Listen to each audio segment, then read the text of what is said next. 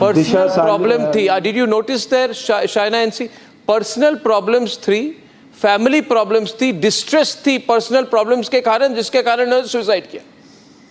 CCTV missing है, postmortem delay हो गया, बॉडी इतनी दूर गिरती है, एक मार्क नहीं है बॉडी में, कोई investigation. Assuming it is a suicide event, as a father, Disha Salian's father has every right to reopen a case if he feels there has been foul play. This is not the BJP or the Shiv Sena. This is not Arnab or Shaina NC sitting on judgment. This is about truth be told in a court of law, and let the courts decide based on the evidence that is produced. I think there are 2-3 fundamental questions. The then Home Minister Anil Deshmukh also needs to answer.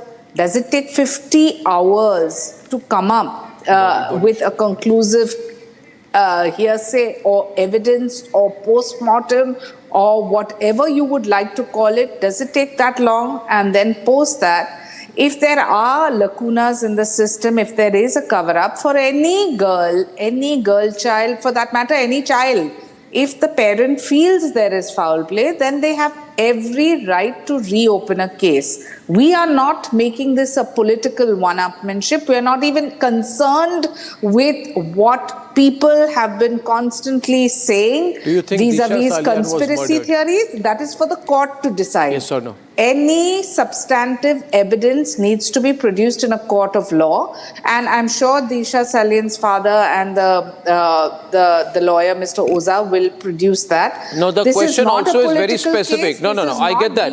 But my questions are my questions are very specific. There's nothing political in the case. But it is a question of who was present where on the but the question is of June 2020, then that be told in a court of law too. Yeah, you're playing a little safe, Shaina, no problem. But I'll